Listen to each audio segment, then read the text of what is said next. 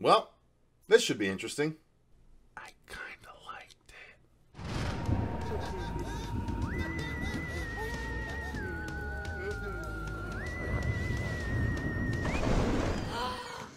What's up, everyone? Welcome to the Horror Show. I'm Cecil Laird, and yes, this is another one of those non-horror episodes, but this is also a superhero movie, and as you know, if you've been watching the channel for any length of time, we do talk about these from time to time, and especially the Marvel ones, so I'm gonna have to go ahead and talk about this one as well. So if it's not your bag, I understand.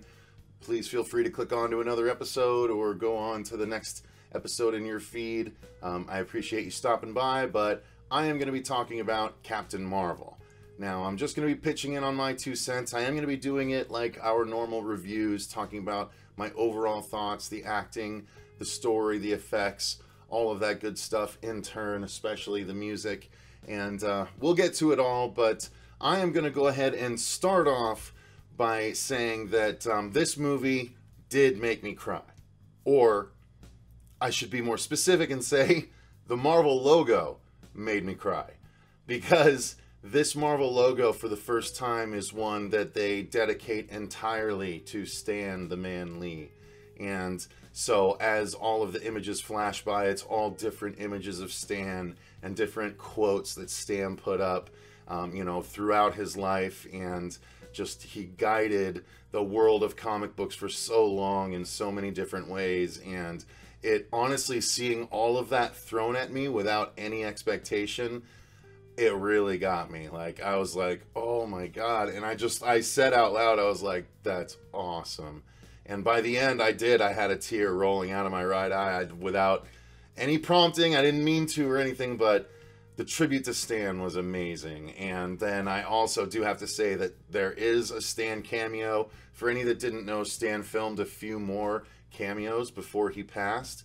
We don't know exactly how many, but this is one that he did. And specifically, I loved this cameo because it actually involves a reference to Kevin Smith, believe it or not. A very blatant reference to Kevin Smith. If you don't know what it is, ask down in the comments below and I'll let you know. But I'm trying to keep this one non-spoiler, you guys, so that is just so you know going forward.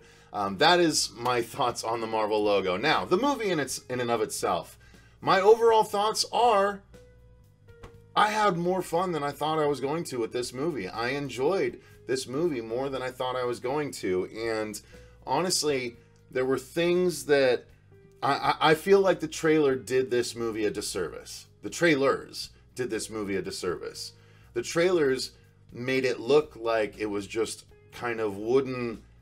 The main character was kind of wooden in her acting, and there was a lot of controversy that I had a long discussion with CP from Williscredia on his channel about, that I'll get into a little bit more in depth. But overall, I think the trailers just did this film a massive disservice. I enjoyed it way more than the trailers portrayed I would. And again, the interesting thing is, I liked things I didn't think I would like, and then I didn't like some things I did think I would like.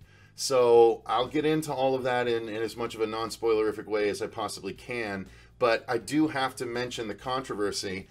This thing for the past month and a half or so has been embroiled in a sort of controversy, but it's kicked into high gear in the last few weeks, where there was a big deal made about some comments that Brie Larson herself made, as well as, well, first off, she and the co-director of the film, Anna Boden, both are on record saying that this movie is a big movie to promote feminism. It's a movie based in feminism. And so the fact that they were so outward about it, it's like, fine, that's great, but let the movie speak for itself, like, you don't need to tell everyone that that's what it is. Let us discover it for ourselves. And I feel like those messages have more meaning when they're not spoon-fed to us. Hey, this is going to be a feminism movie. Hey, eat this. It's going to be feminism. Here, eat it. So that was kind of an issue that I took with it. I would rather just, like, take the message. And here's the thing. Even though I didn't like how they promoted that, I liked the message. So it's weird. This review is going to be weird, you guys. I'm going to tell you that much. It's going to seem all over the place because I'm a little all over the place on the movie, except the fact that I know I enjoyed it. And it's not necessarily one of the lower Marvel movies for me, quite frankly. The other part of the controversy was to do with the fact that Brie Larson made a speech in which, and said in numerous places actually, that she really wanted to have the press tour for this movie be more inclusive. And she was saying that, basically saying that in all the press tours that she's done, she has seen so many, white dudes writing for different publications and different areas of, pop culture, that she wanted to be more inclusive. She wanted more women represented, more women of color specifically represented, more people of color represented. And while, yes, she did keep saying that, she kept saying, and look, I don't hate white dudes. And I'll even show you. Am I saying that I hate white dudes? No, I'm not. Other people besides white dudes like Star Wars and would love the opportunity to do a set visit. And I'm also saying I don't hate white dudes. I do not need a 40-year-old white dude to tell me what didn't work for him about A Wrinkle in Time. It wasn't made for him. And for the third time, I don't hate white dudes. So you see, like, she not only said it, she said it a number of times, and when you say it that much, it starts to come off like, I'm not racist, I swear, I have black friends, which to me sounds a bit disingenuous when you constantly hammer that. However, I do get the point she was trying to make. I just think that she failed in her attempt to make it. And then she said something else that sparked off a lot of other people, specifically of my gender and age. I do not need a 40-year-old white dude to tell me what didn't work for him. Uh-oh. Let's run that back again. I do not need a 40-year-old white dude to tell me what didn't work for him. So here's what didn't work for me. No, I'm kidding. I enjoyed it as an origin story for a few different reasons. And, so I think that's a good enough place to segue into the story itself and say that I really actually enjoyed how the story was presented to us. This is not a film I was expecting. And here's the weird thing. I'm not usually a big Marvel cosmic fan. I don't necessarily like the big spacefaring things. But every time they tend to focus on it in their film series, the Guardians movies, the Thor movies, I actually like those movies quite a bit. Thor 2, of course, The Dark World, not the best. I only watched it once. I need to go back and revisit it. But the other two Thor movies I really enjoyed. The Guardians movies I obviously really enjoyed. So now Captain Marvel, largely based in space, I really enjoyed as well. I mean, not largely. It's about half and half. Half in space, half on Earth. But so the story I actually found to be interesting. And not only that, but it ended up being such a good tie-in to Phase 1 of the Marvel Cinematic Universe. I mean, there were a number of things that tied into things that happen all the way leading back to the first Iron Man movie, the first Captain America movie, the first Thor movie. All of that stuff have things that tie into this movie.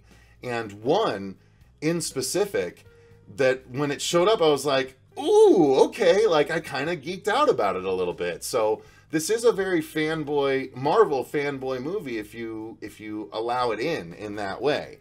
Now, so I found myself more interested than I thought I'd be. Sorry, guys, I'm kind of going to be referring to notes. I actually, believe it or not, pre-wrote notes for this one because I wanted to have them all organized and I wanted to say everything that I wanted to say. I wanted to make sure I said everything I wanted to say.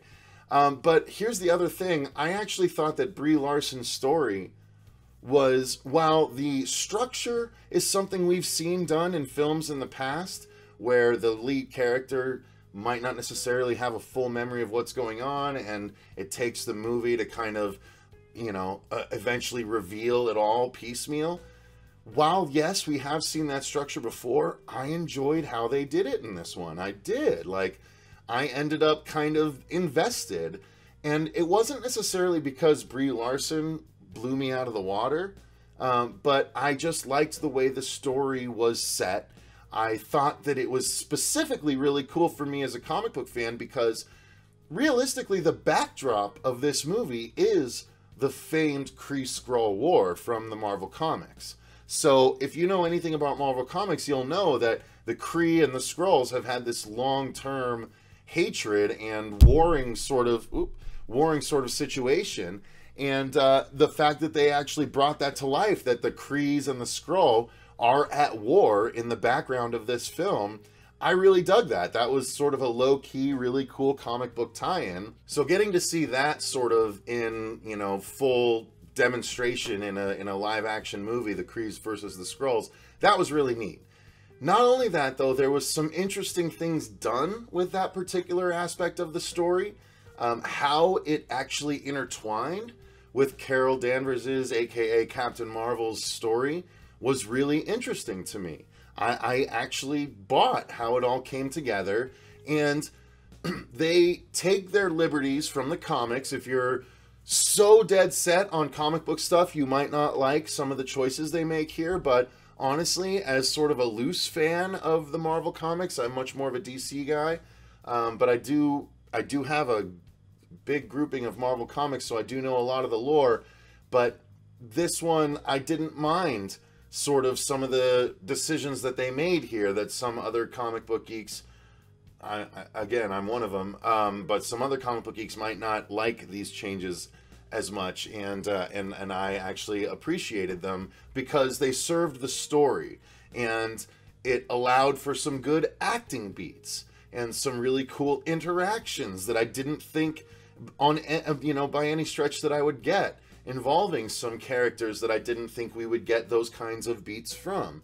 Again, I'm dancing around it because I don't want to spoil things. I think it's worth, yes, I think it's worth going to see, believe it or not. I do. I think it's worth going to see in the theater, quite honestly. I did a matinee. I think it's worth matinee price. I don't think you need to go big date night, spend all that money. I think you should go with your, you know, significant other or friend or whatever. Just go to a matinee. I think that's going to be a good way to do it. But so overall, I kind of enjoyed the story and the plot of the movie. Although there are a couple of weird decisions. There's a big spoiler that I can't talk about, that everyone is kind of talking about, that I'm kind of in everyone else's camp. I don't like the decision that they made here, but, you know, it is what it is, and I guess it's, well, anyway, it is what it is. I'm not a big fan of the decision, but that is, there's nothing I can do about it now, but there are a couple of continuity issues, and that's just a minor nitpick again, but the fact that they are referring to the organization as S.H.I.E.L.D. in this, when, if you remember, Coulson originally, when he showed up in the Marvel Cinematic Universe, was calling it the strategic blah blah blah blah blah blah, blah defense, and he's like, we got to, you know, they're like, you got to get a shorter name for it, and then eventually he came to S.H.I.E.L.D. This is supposed to happen years before, and Coulson is even in this one, and they're already calling it S.H.I.E.L.D. So that's just one minor, tiny little thing, but you'd think they would have caught it. But anyway, so let's move into the acting. And here's where I'm going to start off with possibly another controversial statement and say, I liked Brie Larson. I thought she actually did a pretty good job in this movie. Yes, there is some weirdness because they do play off her character as sort of needing to control herself and her powers, and her powers are kind of tied to her emotions a little bit. And so Jude Law, her sort of mentor on the Kree planet, is teaching her how to try and, you know, maintain control over her emotions. And so he's like, well, if you can't control your emotions, you're never going to, you know, progress and do this, blah, blah, blah, blah, blah. And so you think it's going to be a big issue where her lack of ability to control her emotions are going to play a big role. But the reason people are saying she's kind of wooden is because she doesn't play with a lot of those emotions after they say you're too emotional. So there's a disconnect there in the film. But I will also say, in defense of the movie, that she has lost her memory. Like, it's developed very early on and told to us that she has no recollection of anything before a certain point. And so she doesn't really know her history. She doesn't know why she's having these dreams of people that she's never met and things like that.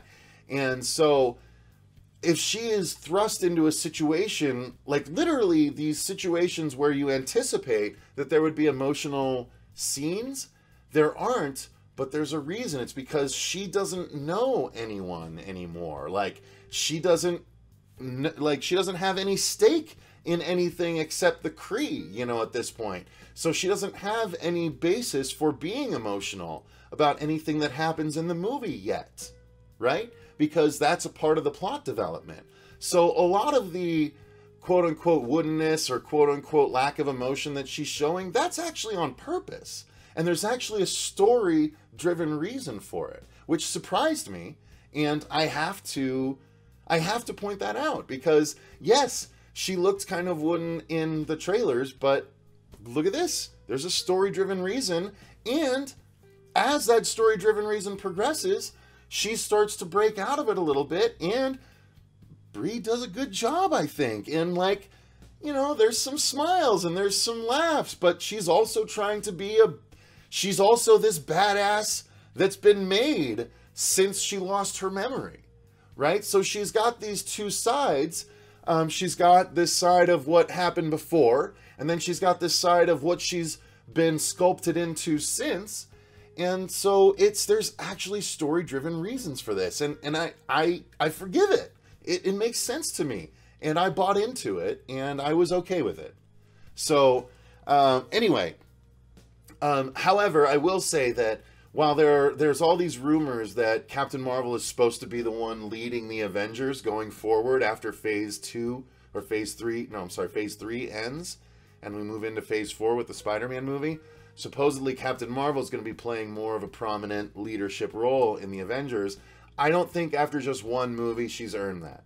I don't. I don't think that she should be the one to swoop in Avengers Endgame and just salvage everything and destroy Thanos, even though Samuel L. Jackson sort of alluded to the fact that she's powerful enough that she could. I don't think that should, and I don't think that will happen. There are 2 post-credit sequences in this film, and I think you need to stay for both of them. One of them is played for laughs. The other one is a direct tie-in to Avengers Endgame. So I think you absolutely need to stay for both of them. But moving on with the acting, let me say that Samuel L. Jackson did a phenomenal job. This is the most Fury that we've ever gotten, and I couldn't be more grateful for it. And that also ties into one of the biggest effects that we get in the movie, but I'll get to that during the effects section. But yeah, Samuel L. Jackson was phenomenal in this film. He looks like he's had more fun in this movie than he's been allowed to have on any of the other Marvel movies, quite frankly. He's just never been allowed to kind of cut loose in this way. In this one, I don't know that he's new to the organization, but he's not the big stoic, barely motion, like he's almost motionless most of the time, but he's not that Fury yet. He's a different Fury, and he plays into it, and it's great. And so yeah, I really dug him. The relationship that this is more of a buddy cop movie than anything else that we've seen in the Marvel Universe.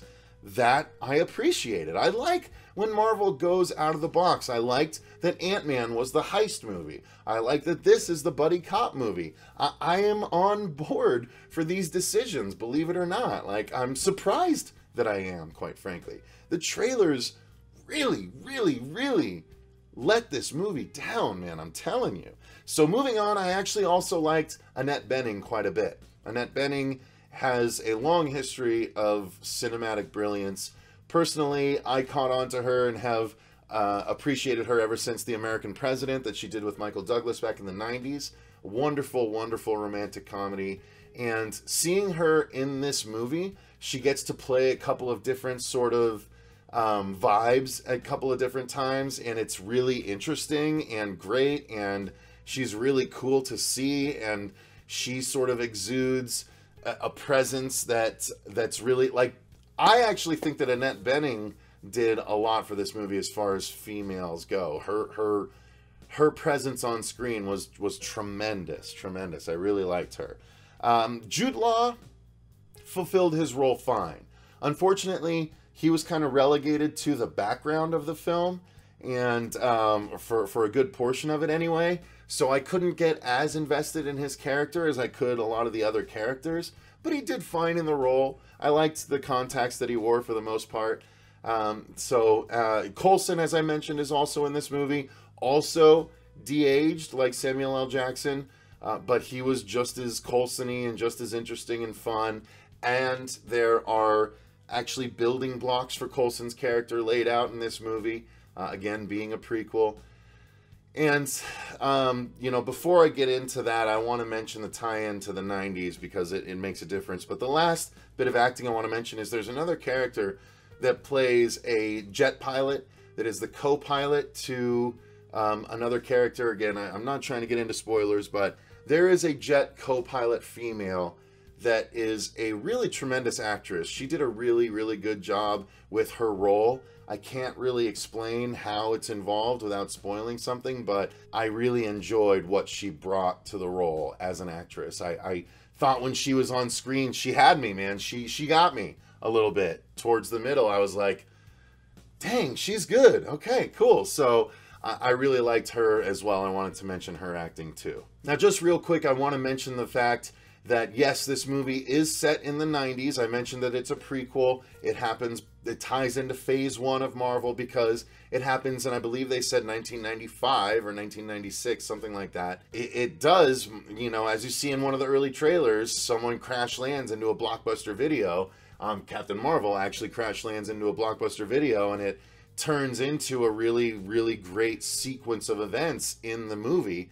And it was really entertaining to watch. However, the fact that the movie tried so hard to make itself of the 90s, and that actually ties in with the music, so I'll go into that next, it didn't work at times. Like, the surroundings, yes. The age of Nicolas Cage and Coulson, yes. There are certain things, the sets, the cars, all of that is very 90s specific and very well done. However, the movie leans on 90s pop music way too much. And quite honestly, it's distracting. It's to the point of distraction.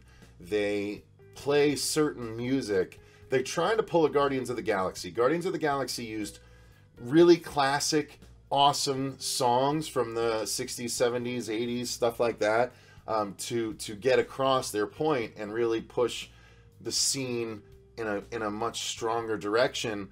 Unfortunately, almost in every case, the song that they used is so like 90s pop hit that it's just distracting. It doesn't enhance the film at all. It brings you out of it.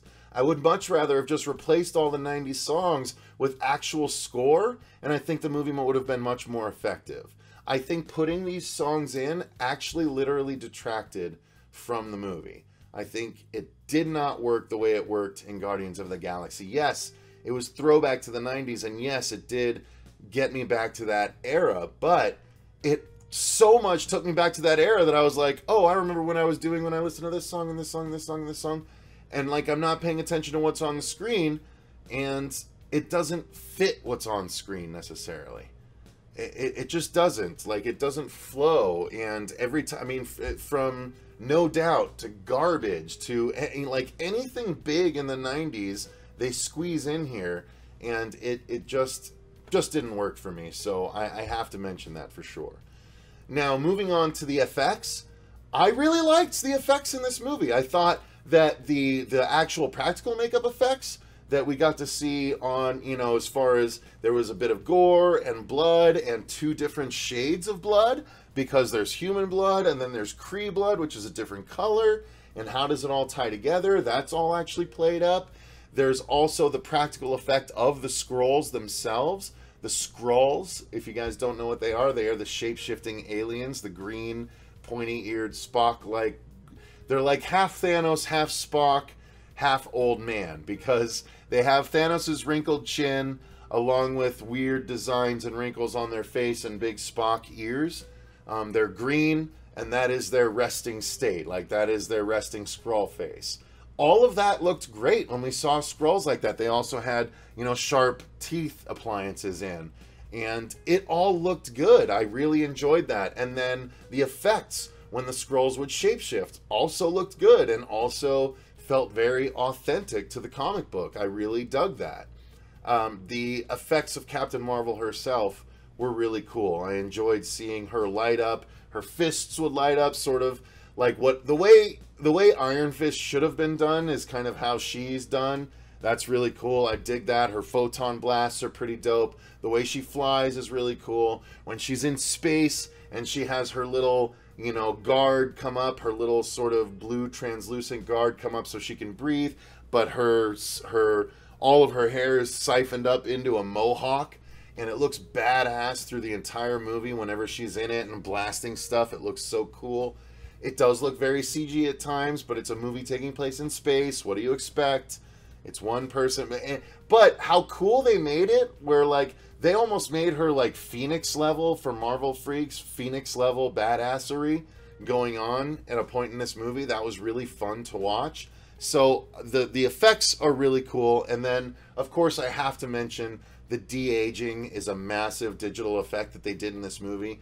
They literally took like 30 years off of Sam Jackson's face, and even the same thing with Coulson. It was creepy, but really, really, really exemplary. Marvel's done it a number of times now in small doses. They started, well, I don't know, I can't remember what they started with, but I know we got, it might have been Iron Man, young Iron Man might have been the first thing, and then we got young Ant-Man's father, young Michael Douglas, and then young Michael Douglas and Michelle Pfeiffer. I think we got another young Iron Man. Like, I don't know. They're doing the de-aging all over the place, but it's actually working. This movie, Samuel L. Jackson is literally seamless. Coulson, not quite as much at times, but Samuel L. Jackson, I was watching for it, and I'm like, this is crazy. This is Long Kiss Goodnight Samuel L. Jackson. This is 1997 Samuel L. Jackson that's in this movie right now. This is amazing. So I guess that's 20 years, not 30 years. Nonetheless, it was really, really cool. Really great to see. Those effects are amazing. And then there's, by the way, another character I did want to mention is the character Goose, the cat. Now, if you guys didn't know, Goose is sort of an analog for another cat in the Marvel Universe that's called Chewie in the comic books. So there's been actually some outrage from some fans that says, why didn't they just call the cat Chewie? It's because when the cat was created in the comic books, and this I know because I saw an interview with the filmmakers that said this, when the cat was created in the comics, it was when Star Wars hadn't come back and hadn't started making all these movies again. So it was a more nostalgic thing because, you know, Chewie was a throwback reference to Star Wars at the time. Now Star Wars is back, and it's been back, and it's coming out every single year. And so they thought that it was too on the nose to call the cat Chewie when Chewie is literally around right now. You know what I mean? So it's not a nostalgic thing anymore. So since the movie is set in the 80s, they called the cat Goose as a reference to Top Gun. I'm fine with that. I think it works fine. But the whole Goose bit, the whole Nick Fury loving Goose and everything that happens with that is, almost everything that happens with that is great.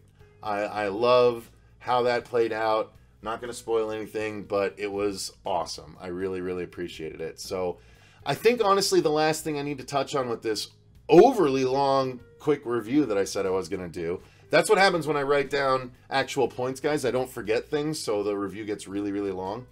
The last thing I'm going to say is, how was this movie as far as this 38-year-old white man's opinion goes? How is this for women, woman empowerment, the feminism thing that they were trying to push, the role modelness of it? And I want to do a bit of comparison to Wonder Woman. So I would say that this movie tries a bit too hard to be Wonder Woman at times. The problem is I found that this movie is kind of an example of tell versus show in Wonder Woman. So Wonder Woman didn't have to talk about how being strong is the way to go. She didn't have to talk about how, you know, rah-rah, female cis boom bah. That was just inherent in her. She was raised on Themyscira amongst the rest of the Amazons. So it's just, she just exudes womanly strength, and she just exudes that women just belong on the same level as men, if not higher, honestly. Like, they're just as strong of creatures. Like, it was inherent in Diana of Themyscira in Wonder Woman that women are strong, and they can be strong, and are made to be strong, and she just shows that through the whole movie. Unfortunately, in this one, Brie Larson tells it a little bit too much. Even the female pilot that I mentioned, that's a great actress, she has a daughter in the movie, and the daughter tells it. But there's the only showing is the showing we get in the trailer, with Brie Larson's character standing up at different points in her life and showing how she's strong enough to stand up against the threat, and stand up for herself and for whoever else needs to be stood up for.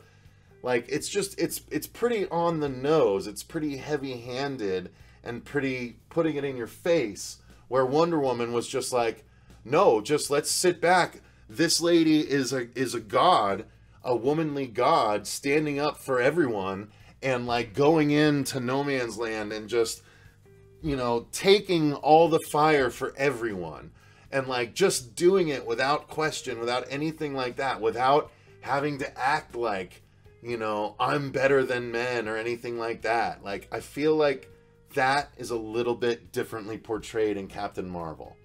And it's not that they're saying they're better than men, but at one point they literally say, I have nothing to prove. And yes, that was a good bit. I did like, again, here's the thing. While it was heavy-handed, and it was heavily-handedly presented, if I had a daughter, I would happily take her to this movie. I would happily take her to this movie, and because I do think there are still some valuable lessons that she could learn about strength and about, you know, perseverance and standing up and things like that. Those lessons are very heavy-handed for those of us that can see how heavy-handed they are, but for a younger generation and young girls, that's not heavy-handed. That's being presented the idea in a way that they can understand it, and so I understand why it's presented that way. I think that's an important thing to do, and I think that they did it in a good way. I think that all the pre-press and all of the pre-talking that Brie and the co-director did, Anna, I believe her name was, yeah, Anna Boden, I think that did the movie a big disservice. I think if they just let this thing ride out and let it come out, I think it would have done much better critically and honestly review-wise from just the normal audience. I think too many people were going in ready to hate this thing. I was going in not looking forward to it. I wasn't ready to hate it, but I enjoyed it. There are issues that I had with it. There are some dumb decisions. There are some things. This movie was not perfect by any stretch, but I have to be honest, I enjoyed it much more than I thought I would. So I wanted to let you all know why and let you all know that that's my thoughts. So I also wanted to say that Fuego did record a review to this movie as well. Otherwise, he would have joined me here.